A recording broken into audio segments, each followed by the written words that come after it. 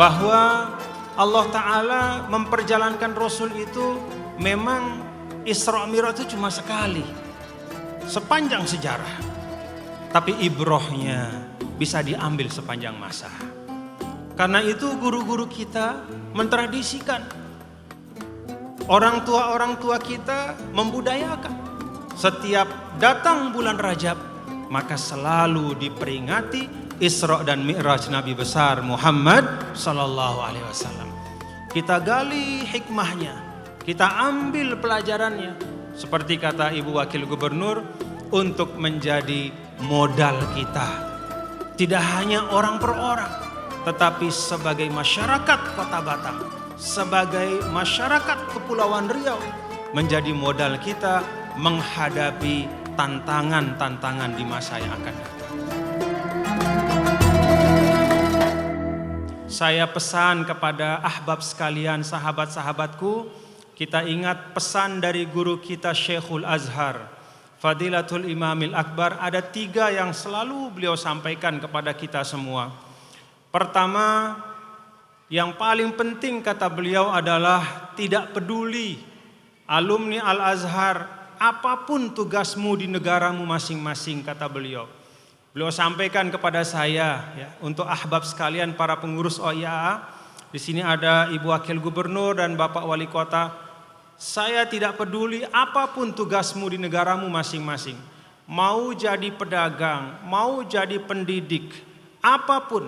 Saya hanya pesan untuk membawa misi ta'zizul wasatiyah, perkokoh moderasi beragama. Itu yang pertama.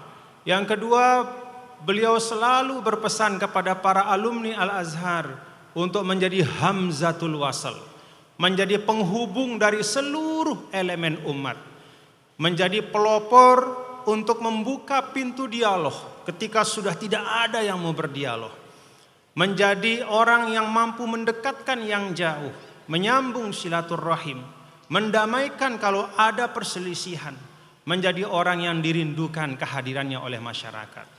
Dan yang ketiga, beliau sampaikan, alumni Al-Azhar dimanapun harus turun langsung untuk menyelesaikan humumul ummah.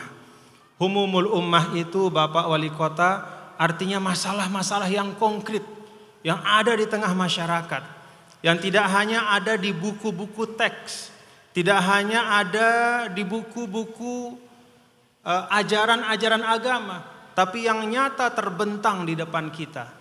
Masalah-masalah yang dihadapi oleh masyarakat, alumni Al-Azhar diharapkan oleh beliau sebagai guru besar kita untuk kita semua alumni ikut menyelesaikannya. Itu pesan saya kepada ahbab sekalian. Bapak-bapak dan ibu, hadirin dan hadirat sekalian, pohon melati sungguh indah, bunganya harum semerbak mewangi.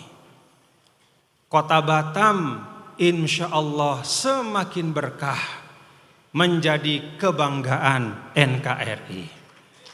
Mudah-mudahan. Tadi Pak Wali Kota menyampaikan ada banyak sekali rencana-rencana, kegiatan-kegiatan dan program-program ke depan.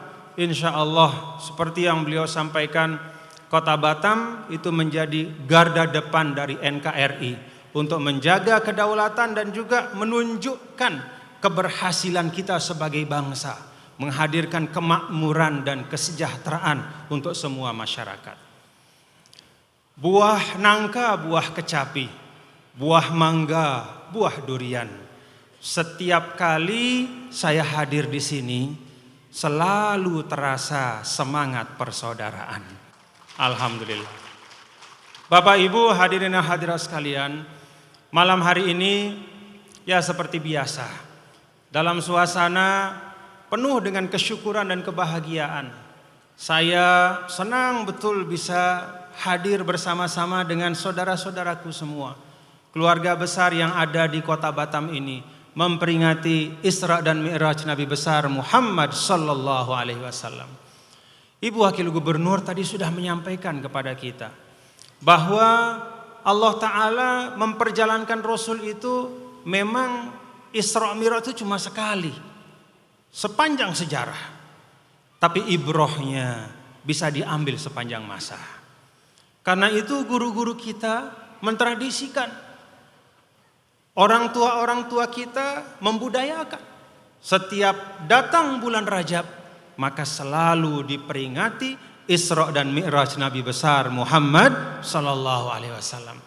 Kita gali hikmahnya, kita ambil pelajarannya, seperti kata Ibu Wakil Gubernur, untuk menjadi modal kita.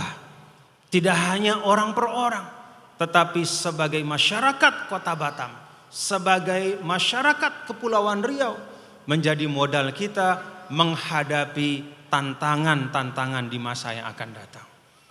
Bapak Ibu, tidak terhitung mutiara-mutiara hikmah, pelajaran yang dapat kita gali dari peristiwa Isra dan Mi'raj Nabi besar Muhammad sallallahu alaihi wasallam.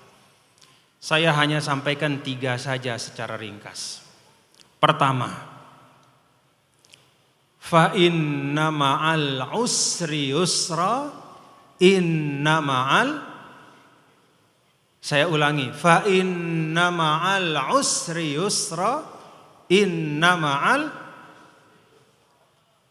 Dalam surah Al-Insyirah, Allah Subhanahu wa taala 2 kali menyebut ayat yang maknanya identik. Maka sesungguhnya bersama dengan kesulitan itu ada kemudahan. Sesungguhnya bersama kesulitan itu ada kemudahan. Bapak Ibu, kalau kita renungkan Isra dan Mi'raj Nabi besar Muhammad sallallahu alaihi wasallam, maka peristiwa ini menjadi pembuktian dari ayat itu. Sebelum Isra dan Mi'raj, Rasul sallallahu alaihi wasallam bersama keluarga beliau, dan keluarga beliau tidak banyak. Tidak seperti kita keluarga besar ratusan orang. Rasul sallallahu alaihi wasallam hanya puluhan orang saja. 3 tahun Rasul sallallahu alaihi wasallam dan keluarga dekat beliau itu diboikot oleh orang Quraisy. Ada satu lembah, ya. Ada satu lembah. Di situ Rasul sallallahu alaihi wasallam dengan keluarga beliau diboikot. Orang Quraisy bersepakat tidak boleh ada yang menjual barang apapun kepada Muhammad dan keluarganya. Mau namanya sembako, ya, tepung gandum, ya, kemudian daging yang diperlukan oleh Rasul dan keluarganya, karena banyak anak kecil pada waktu itu. Susu onta yang sangat diperlukan oleh anak-anak untuk tumbuh kembang dengan baik. Semua yang diperlukan itu diboikot. Gak boleh ada yang berjual beli dengan Muhammad, untuk menghukum baginda Rasul supaya berhenti berdakwah. 3 tahun Rasulullah sallallahu alaihi wasallam diboikot. Kalau kita sekarang Bapak Ibu kita renungkan, ya, rasanya berat betul COVID-19 ini. Mobilitas kita terbatas. Mau naik pesawat nggak cukup punya uang saja sekarang. Harus hasil swabnya itu harus negatif. Jadi nggak cukup punya uang saja. Ada persyaratan-persyaratan. Ada apa? Ada pembatasan-pembatasan. Tapi untuk kita, untuk keselamatan kita. Covid yang seperti ini saja Bapak-bapak Ibu. Makan kita masih bisa makan sepuas-puas kita di rumah. Bahkan pun kalau kita tidak bisa pergi bekerja, kita masih bisa bekerja dari rumah. Anak-anak kita kalaupun tidak bisa berangkat ke sekolah, dia bisa belajar melalui internet. Dalam situasi seperti itu saja, terasa luar biasa berat untuk kita. Baru 2 tahun, bahkan kurang. Nabi kita, Nabi besar Muhammad sallallahu alaihi wasallam dulu, itu 3 tahun beliau diboikot. Jangankan menikmati seperti kita di rumah, yang istilahnya work from home, ya, atau learn from home, belajar dari rumah, enggak ada. Bahkan hal-hal yang paling dasar, Bapak-bapak Ibu, bayi-bayi yang ada bersama Rasul, yang ikut diboikot pada waktu itu, yang masih kecil, sebagian diantaranya masih 4-5 bulan usianya, itu terpaksa tidak dapat apa yang sangat mereka perlukan sebagai seorang bayi, sebagai anak yang memerlukan gizi dan nutrisi yang luar biasa, diboikot.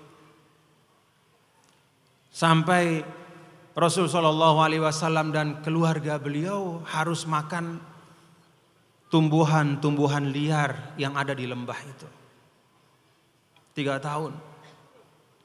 Selesai pemboikotan itu, karena terlalu melelahkan dan menyakitkan, maka seorang yang sangat Rasulullah cintai, yaitu istri beliau Sayyidah Khadijah, keluar dari boikot itu. Beberapa waktu kemudian beliau wafat.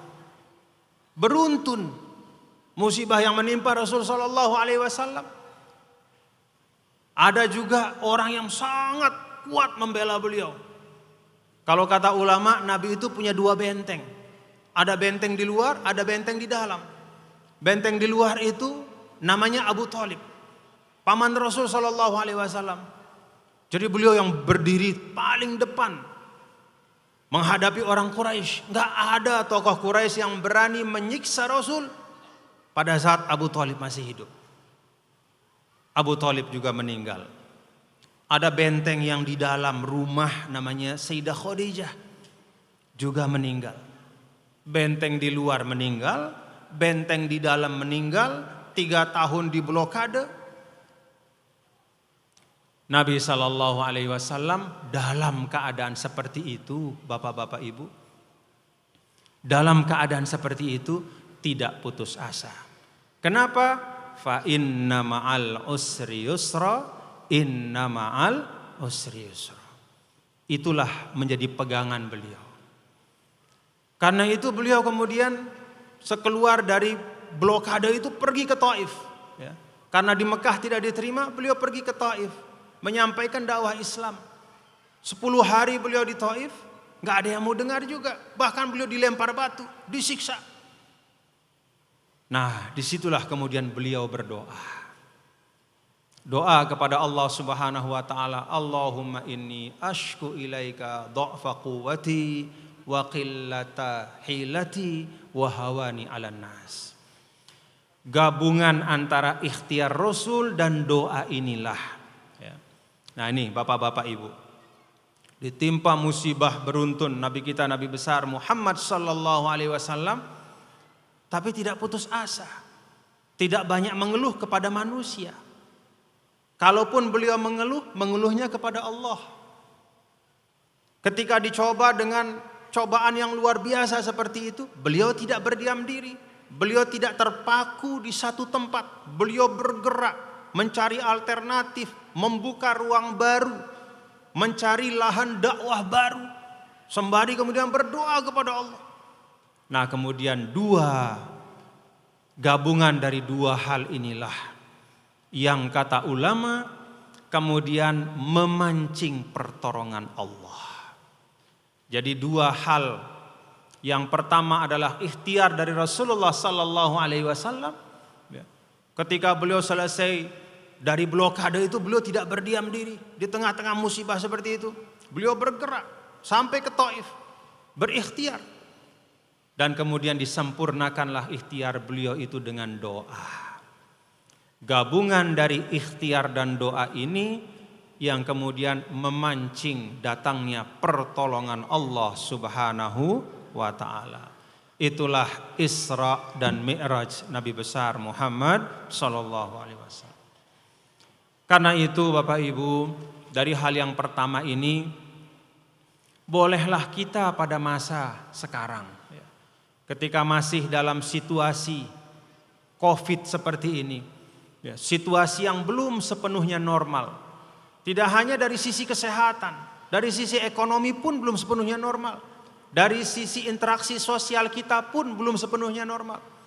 Kita kalau ketemu teman ya, Pak Wali Kota, Ibu Wakil Gubernur, kita kagok tuh, kagok. Kita bingung mau salaman apa enggak gitu. Ya, mau begini tapi teman kadang-kadang yang kita begini dia begini gitu.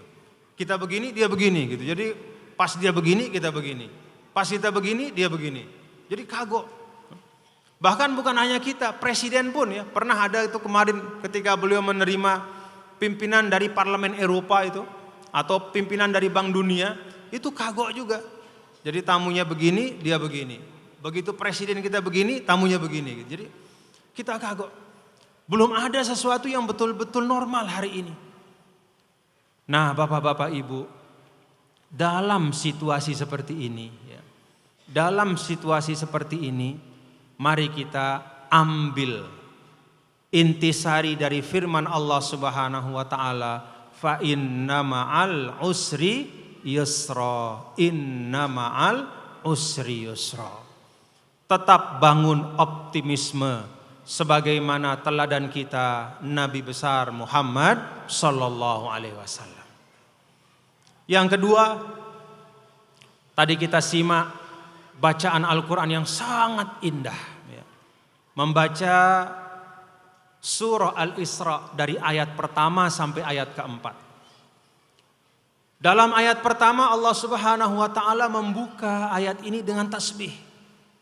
Tasbih itu Subhanallah, subhanalladzi asra, maha suci yang telah memperjalankan hambanya. Apa arti tasbih Bapak-bapak Ibu saudara sekalian? Kita diajar oleh guru-guru kita yang namanya tasbih itu adalah mensucikan Allah. Yang namanya tasbih itu adalah persaksian bahwa Allah Ta'ala itu tidak ada kekurangannya. Tidak ada kekurangan dalam firman-Nya, maka Al-Quran itu sempurna. Tidak usah dan tidak perlu menghabiskan waktu untuk mencari-cari kekurangan Al-Quran, karena memang tidak ada. Kalamullah. Tasbih itu juga artinya Allah Ta'ala itu maha sempurna dalam semua takdirnya. Maka semua makhluk Allah itu adalah sempurna dalam penciptaannya. Tasbih artinya kesempurnaan hanya milik Allah Subhanahu wa ta'ala. Karena itu kata ulama, al-kamalu lillahi wahdah. Kesempurnaan itu hanya milik Allah. Selain Allah, apapun namanya, siapapun itu, tidak ada yang sempurna. Secara hakiki tidak ada yang sempurna. Nabi kita, Nabi besar Muhammad sallallahu alaihi wasallam disebutkan sebagai al-insanul kamil, manusia yang sempurna dibandingkan dengan manusia lain. Tapi tidak bisa dibandingkan dengan kesempurnaan Allah. Yang hakiki, yang benar-benar sempurna hanya Allah. Kalau kita Bapak-bapak Ibu, hadirin dan hadirat sekalian, makhluk yang penuh dengan kekurangan. Maka tasbih itu selain menunjukkan kesempurnaan Allah, itu juga mengingatkan kita bahwa kita manusia yang tidak sempurna.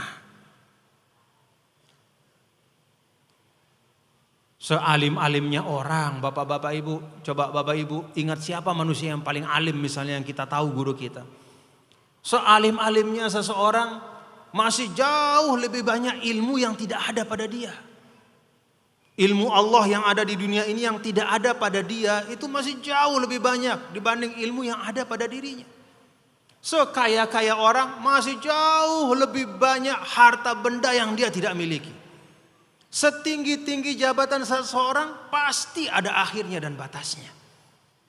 Apalagi di sistem demokrasi, Bapak Wali Kota tahu. Bapak Wali Kota walaupun istilahnya beliau kepala daerah, tetapi tetap ada batasan-batasannya. Ada DPRD yang menjadi mitra pemerintahan daerah. Kebetulan saya pernah jadi gubernur 10 tahun. Jadi saya tahu persis. Bahkan ada rakyat yang jangankan pemimpin salah, pemimpin benar pun kadang-kadang jadi salah. Itu masa sekarang. Tidak ada yang sempurna. Oh Bapak-bapak Ibu, jangankan yang jauh-jauh.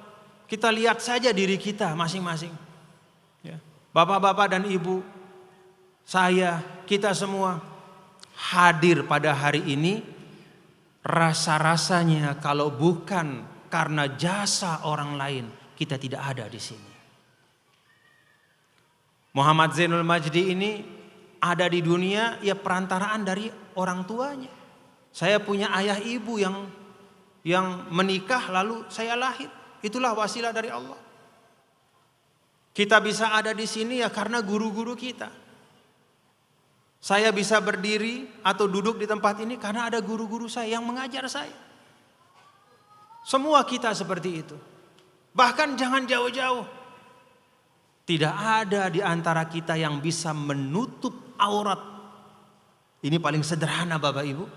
Kecuali jasa orang lain. Ada baju pakaian kita yang kita jahit sendiri? Enggak ada. Itu sesederhana yang bisa kita gambarkan. Enggak ada Pak. Apa yang bisa kita sombongkan?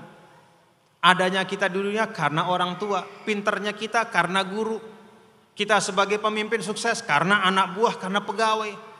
Kita punya bisnis, nyebar di mana-mana. Misalnya sebagai pengusaha, buka cabang di mana-mana, tokonya besar. Dari mana keuntungan itu? Kerja kolektif bersama. Tidak ada yang bisa berdiri sendiri.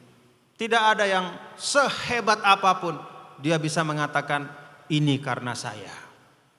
Kalaupun ada yang mengatakan itu, sebagaimana di dalam Al-Quran ketika Qorun, ya orang kaya zaman Fir'aun itu jalan dengan semua kekayaannya.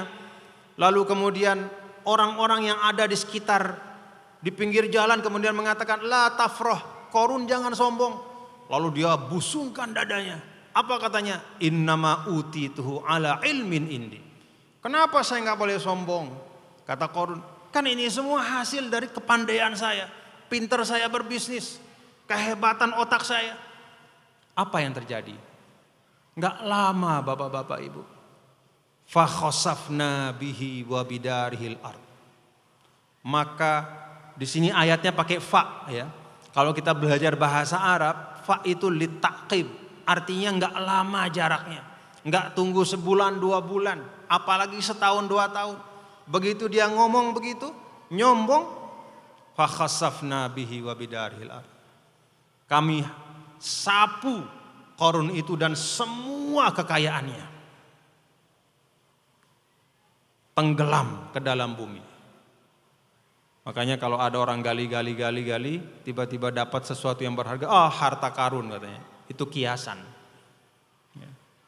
Karena memang dalam sejarah dan diabadikan dalam Al-Quran, orang kaya, sombong, takabur yang namanya Qorun itu memang dilipat oleh bumi dan ditimbun ya, bersama dengan semua yang dia bawa kekayaannya. Maka subhanallah atau subhanalladzi asra, tasbih ini Bapak-bapak dan ibu-ibu tidak hanya sekedar menunjukkan kesempurnaan Allah, tapi juga menjadi pengingat kepada kita semua bahwa betapa tidak sempurnanya kita. Nah, karena itulah di dalam Islam, Bapak-bapak Ibu hadirin dan hadirat sekalian, Nabi kita, Nabi besar Muhammad sallallahu alaihi wasallam menyampaikan, al-mar'u katsirun bi akhihi. Orang itu yang lemah dia jadi kuat karena saudaranya. Orang yang kurang ilmunya jadi tertutupi kekurangannya karena ada temannya. Seseorang yang tidak memiliki kompetensi yang cukup untuk mengarungi kehidupan, untuk sukses, dia bisa jadi sukses karena bersama-sama dengan yang lain. Maka Islam dikatakan sebagai dinul jamaah. Agama yang menjunjung tinggi kerja bersama dalam kebaikan. Dalam sebuah hadis Rasul sampaikan, al-mu'min mir'atul mu'min. Idza ra'a fihi aiban aslahahu. Seorang mukmin itu adalah cermin bagi mukmin yang lain. Jadi kalau kita ngelihat seorang mukmin itu seperti melihat kita sendiri. Kalau kita lihat kekurangannya, sama ibaratnya kita melihat kekurangan kita sendiri.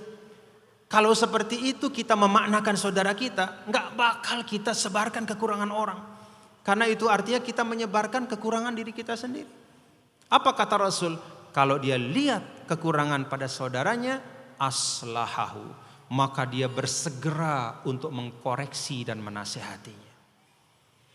Itu rumusan sangat sederhana dalam Islam. Dan alhamdulillah itu juga yang menjadi semangat kita di tanah Melayu ini.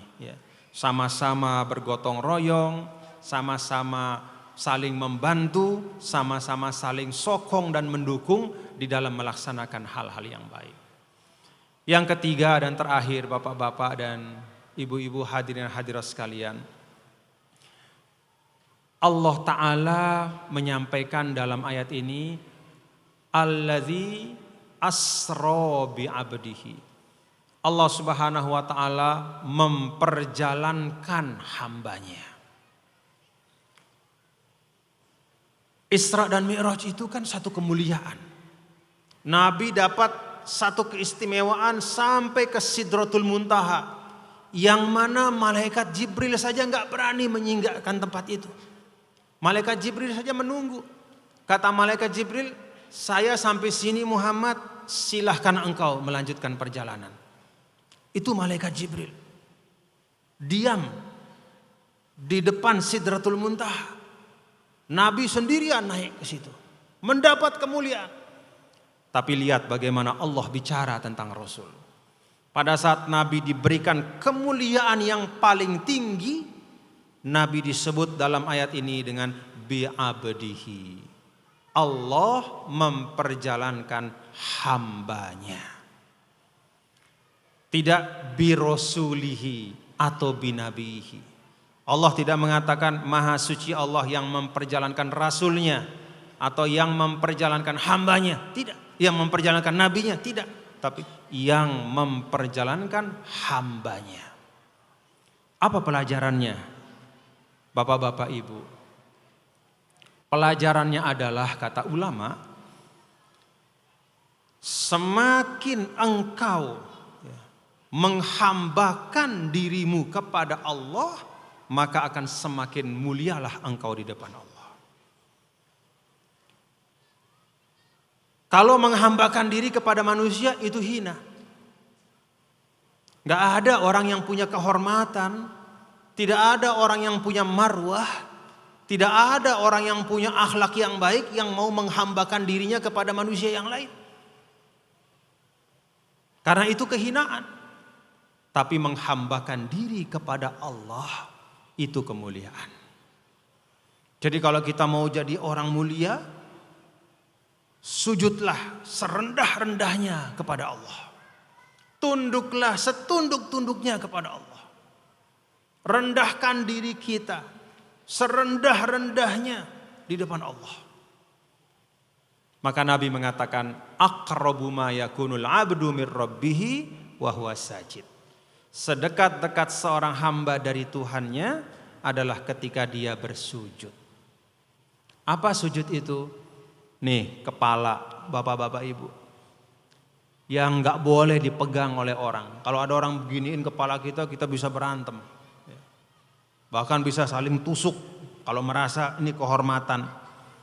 Tapi kita ikhlas. Dan bahkan kita senang. 17 kali minimal sehari semalam kita letakkan kepala yang paling kita jaga di atas tanah yang setiap hari kita injak. Untuk siapa? Hanya untuk Allah Subhanahu wa ta'ala.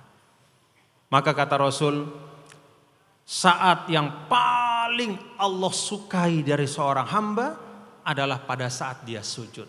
Itulah saat yang paling dekat dari seorang mukmin kepada Allah. Fa'aksiru fihi du'a. Maka perbanyaklah doa-doa kalian pada saat sedang sujud itu. Itu sebabnya kalau kita diajarkan oleh para ulama ya, dan ada juga di dalam sebagian riwayat, pada sujud terakhir itu kita diminta untuk memperbanyak doa. Ya, seakan-akan itu sujud perpisahan, karena kita nggak bakal tahu apakah kita bisa sholat lagi apa enggak. Jadi sujud terakhir itu yaitu seakan-akan sujud terakhir kita. Maka aksiru fihi doa, kita perbanyak doa. Doa-doa keselamatan kita, keselamatan anak kita, keselamatan keluarga kita, keselamatan bangsa kita, keselamatan masyarakat kita. Itu saat kita paling dekat kepada Allah Subhanahu wa ta'ala. Nah karena itu Bapak Ibu,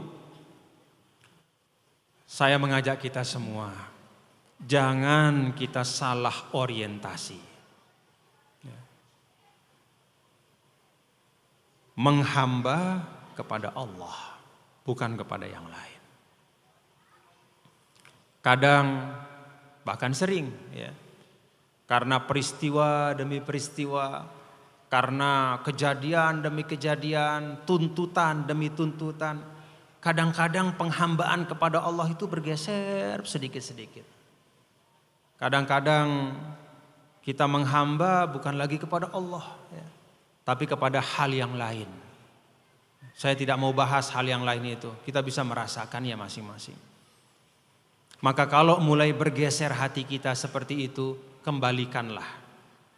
Seperti ibarat kalau Pak Wali, ya, kalau sesuatu alat yang sensitif itu dari waktu ke waktu dia harus dikalibrasi. Ya. Apa itu kalibrasi? Kalibrasi itu ditepatkan lagi. Kalau kompas itu lama ya ditaruh kompas itu, apalagi dia dekat dengan medan magnet, begitu kita buka kita mau pakai, utara sama selatannya nggak jelas, perlu dikalibrasi. Itu kompas. Termasuk juga alat-alat GPS. Ya. Dulu saya ingat pada waktu akan peresmian Bandara Internasional Zainuddin Abdul Majid itu tahun 2011, itu Kementerian Perhubungan ngirim pesawat khusus untuk mengkalibrasi, ya, derajat, ya, lintang bujurnya dari bandara itu, karena akan disertifikasi secara internasional. Lintang bujurnya ini berapa sebenarnya? Jadi dikalibrasi, ada pesawat dikirim khusus untuk mengkalibrasi. Itu arah bandara, kompas, banyak alat-alat yang kita pakai dalam kehidupan perlu dikalibrasi dari waktu ke waktu. Ketika dia mulai terlalaikan atau terabaikan, ketika dia tidak dipelihara dengan baik, ketika dia tidak diperhatikan, atau ketika dia akan digunakan pertama kali, perlu ditepatkan kembali kepada arahnya. Apalagi hati dan jiwa kita, ya, sebagai manusia yang setiap hari kita mengalami 1001 masalah, 1001 peristiwa, 1001 kejadian, 1001 tuntutan, 1001 harapan, 1001 permintaan. Pak Wali Kota sebagai kepala daerah tahu persis, permintaan demi permintaan itu nggak ada habis-habisnya. Ibu Wakil Gubernur juga tahu persis, sebagai pemimpin, Pak Kepala Kantor Kementerian Agama, semualah kita tahu. Nah, di tengah-tengah tumpukan dari hal ihwal keduniaan itu, mari kita kalibrasi hati kita dari waktu ke waktu. Supaya orientasinya adalah inna sholati wa nusuki wa mahyaya wa mamati lillahi rabbil alamin. Nah, di tengah-tengah tumpukan dari hal ihwal keduniaan itu, mari kita kalibrasi hati kita dari waktu ke waktu. Supaya orientasinya adalah inna sholati wa nusuki wa mahyaya wa mamati lillahi rabbil alamin. Dan berdoa. Tadi Ibu Wakil Gubernur juga sudah menyampaikan bahwa esensi sebagai seorang muslim itu harus tepat meletakkan, ya, secara tepat antara ikhtiar dan takdir. Jangan dipertentangkan. Dua-duanya diperintahkan untuk kita laksanakan dan kita yakini. Ikhtiar untuk dilaksanakan, takdir untuk diyakini. Kapan takdir itu kita tahu? Setelah kejadian. Namun sebelum kejadian kita diperintahkan untuk berikhtiar. Hidup mati itu takdir, sehat sakit itu takdir.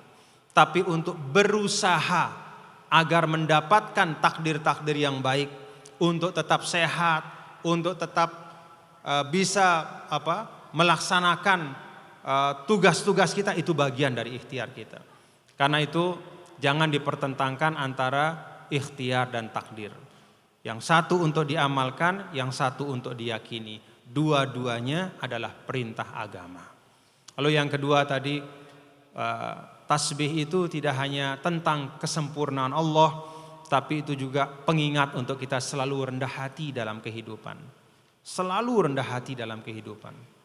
Dan yang ketiga, bi'abdihi, membawa pelajaran bagi kita bahwa Rasul diberikan karunia yang istimewa sampai ke Sidratul Muntaha, mendapat mukjizat Isra dan Mi'raj dalam keadaan abdihi.